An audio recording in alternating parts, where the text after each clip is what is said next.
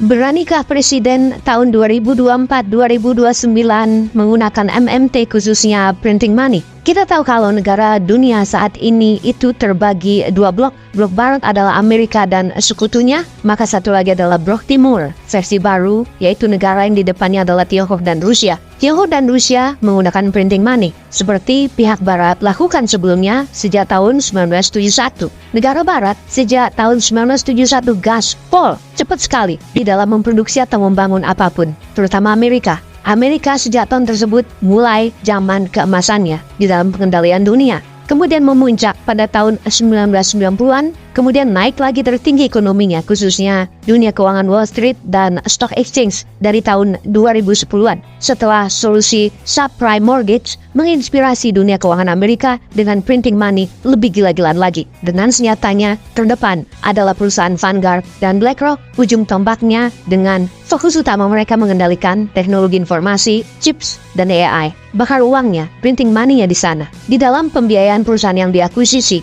mungkin lebih 10 yang gagal, namun dengan satu saja yang berhasil, maka tetap tidak inflasi, tetap kuat nilai dolarnya. Kembali ke blok timur versi baru, tanpa printing money, Tiongkok yang memulai sejak tahun 1989-an dan Rusia mulai tahun 2000-an sejak zaman Putin, tanpa easy money, maka keduanya tidak akan menjadi negara superpower seperti sekarang. Sekali lagi pertanyaannya, beranikah presiden terpilih masa jabatan 2024-2029 menggunakan printing money untuk membangun industri, membangun manufaktur, dan produksi nasional dengan 100% bahan baku? Tentunya tujuan ekspor yang utama. Kita ke Rusia sebentar untuk belajar. Bukan hanya Gazprom yang membuat duit di Rusia, tetapi perusahaan PMC, Private Military Company, seperti Redut, Wagner, memberikan uang yang sangat besar untuk Kremlin. Data terakhir di tahun 2022 dan di tahun 2023, Wagner sendiri mendapatkan keuntungan sebesar $5 billion dari operasi mereka di Afrika. Angka ini didapat dari gold trading saja.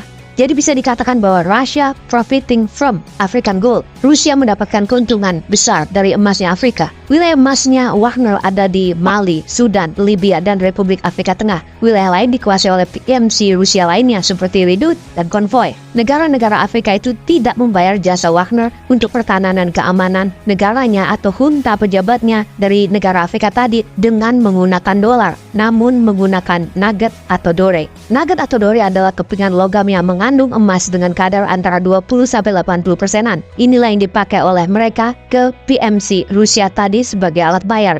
Di negara seperti Somalia, Niger, Chad, PMC Rusia menguasai tambang emas. Jadi, mereka bukan hanya dibayar pakai dore atau nugget, namun sekali lagi pemilik tambang emas terbesar di tambang Decima di Republik Afrika Tengah. Itu seperti Freeport-nya Indonesia, produksinya besar yang diselundupkan langsung ke Rusia melalui Dubai. Yang kedua, tambang di Sudan, yang terbesar di Sudan adalah hak eksklusif Wagner untuk hasilnya. Wagner memiliki mesin refining pemurnian, jadi 100% hasil di refining oleh perusahaan milik Wagner yang bernama Sudan Gold Refinery Company Limited, yang membuat perusahaan Wagner itu mengambil seluruh proses unfinished gold Sudan yang berupa dore atau nugget, mendapatkan hak dari pemerintah Sudan sejak tahun 2021, yang setiap tahun selalu tercatat ada data hilang sejumlah 100 ton emas Sudan.